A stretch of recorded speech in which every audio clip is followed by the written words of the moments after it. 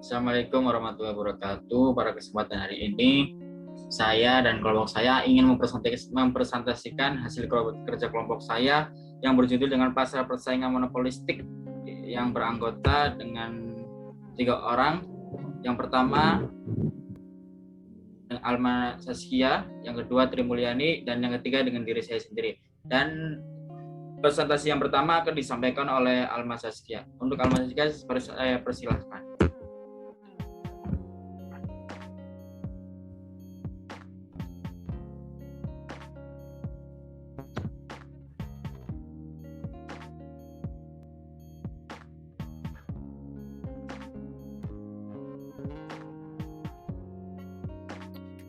Oke, baik. Jadi untuk yang pertama ini ada pengertian pasar monopolistik menurut para ahli. Untuk pengertian yang pertama ini ada menurut Nur, yaitu dia menyampaikannya di tahun 2007. Dia menjelaskan bahwa pasar persaingan monopolistik adalah pasar dengan produsen yang banyak. Hanya saja produk yang dihasilkan itu berbeda atau tidak seragam. Dalam persaingan pasar monopolistik ini tentu saja banyak pesaing, namun produknya itu berbeda-beda.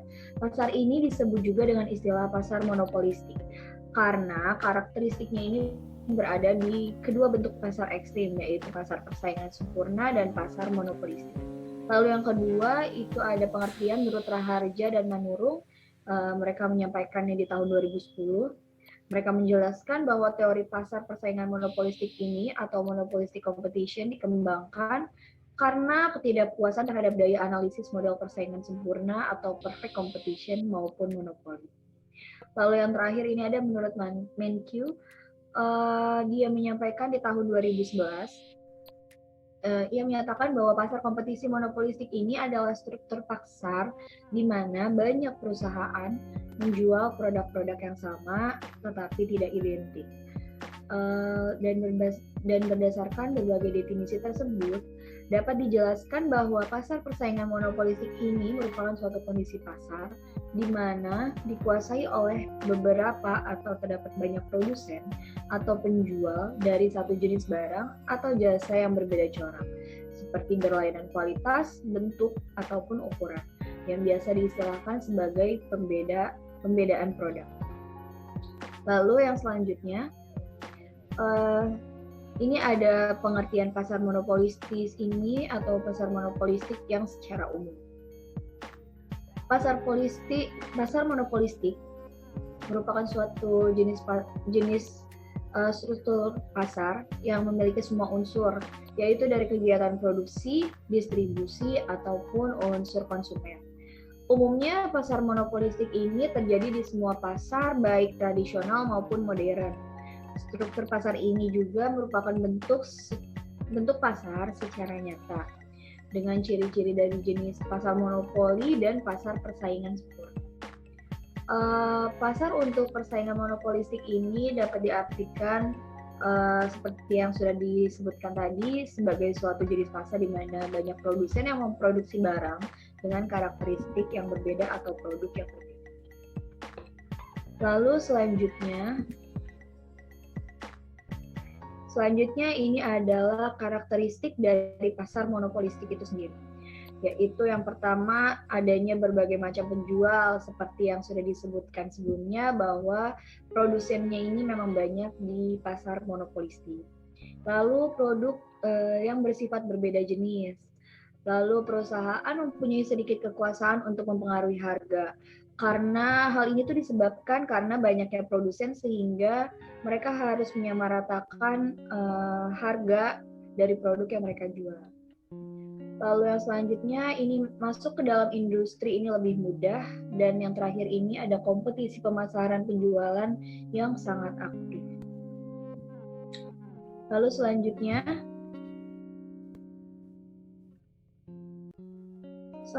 ini ada keseimbangan dalam pasar persaingan monopolistik.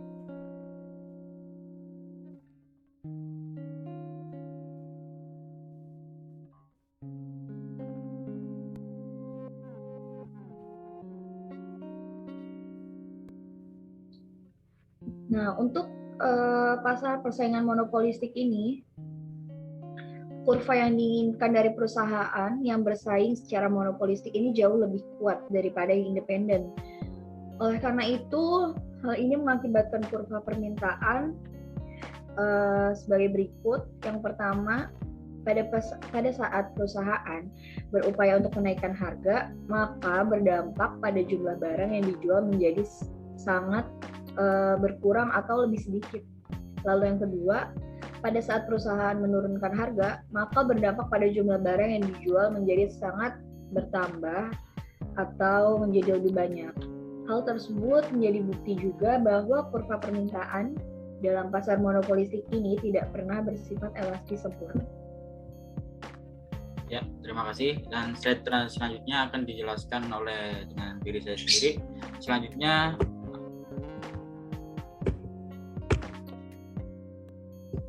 akan membahas tentang keseimbangan jangka pendek. Keseimbangan jangka pendek, dalam jangka pendek perusahaan dapat menikmati laba supernormal dan angka. Dan yang kedua, keseimbangan jangka pendek tercapai bila MR sama dengan MC karena memiliki daya monopoli walaupun terbatas. Dan yang ketiga, P lebih besar daripada MC tetapi kemampuan eksploitasi laba relatif terbatas karena kurva permintaan yang dihadapi sangat landai. Selanjutnya membahas tentang kurva keseimbangan jangka pendek perusahaan.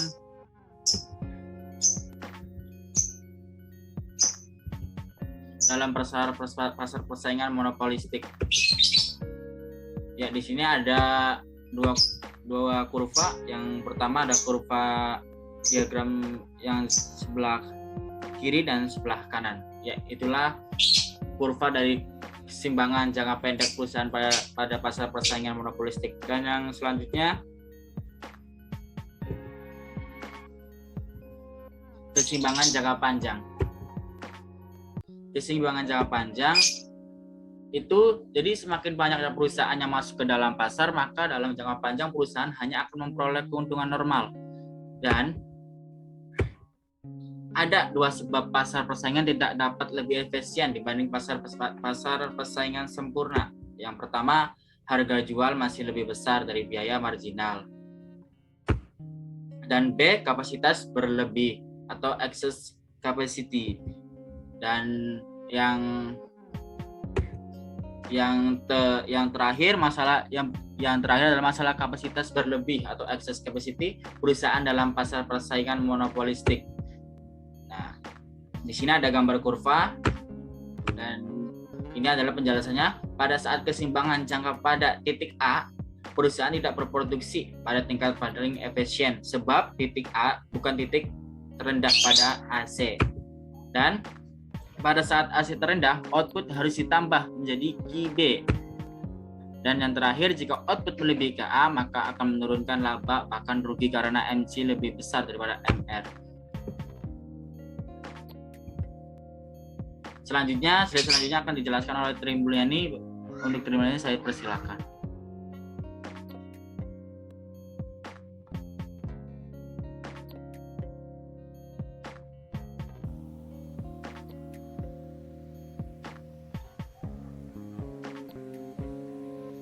Ya, selanjutnya saya akan membacakan penilaian terhadap pasar monopolistik.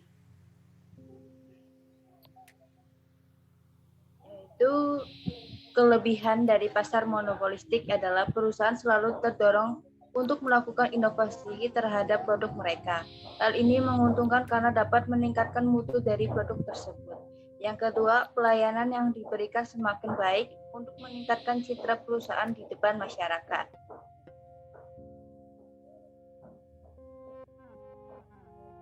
Kekurangan dari pasar monopolistik, yaitu biaya produksi yang mahal, perusahaan harus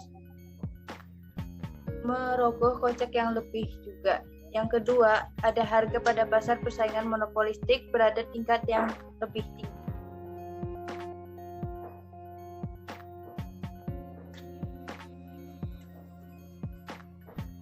Persaingan bukan harga. Persaingan tanpa harga dapat dibagi menjadi dua jenis, yaitu diferensiasi produk, yaitu penciptaan produk yang serupa tetapi berbeda gayanya, dibandingkan dengan perusahaan lainnya atau perusahaan sendiri. Contoh, seperti sabun Lifebuoy dan Lux, berasal dari pabrik yang sama. Yang kedua adalah iklan dan berbagai jenis kampanye pemasaran.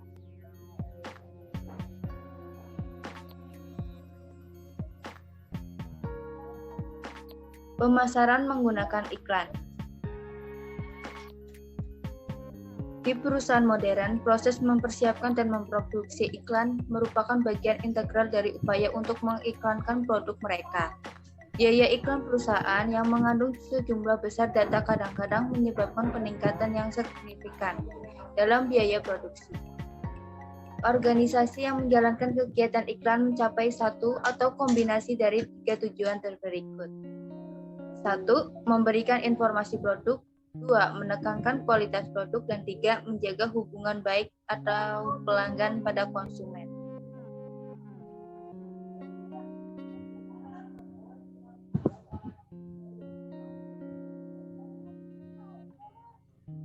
Iklan dan biaya produksi.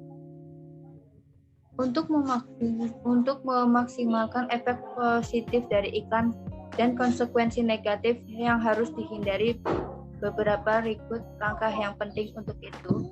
Yang pertama adalah informasi yang jujur tentang produk yang dijual. 2. Undang-undang perlu diperkenalkan untuk memantau fakta perusahaan memproduksi iklan yang lebih sopan. Yang ketiga, tindakan pengiklanan harus diatur untuk mencegah perusahaan baru memasuki sektor ini.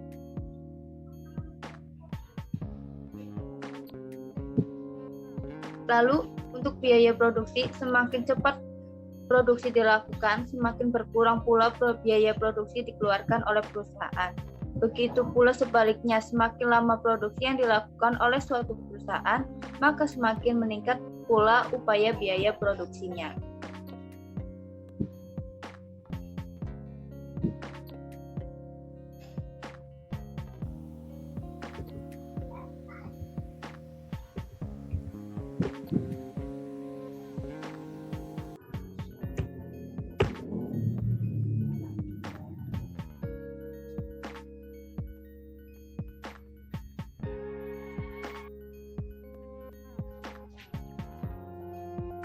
Demikianlah presentasi dari kelompok kami. Apabila ada kesalahan kata, kami mohon maaf. Wassalamualaikum warahmatullahi wabarakatuh. Waalaikumsalam warahmatullahi wabarakatuh.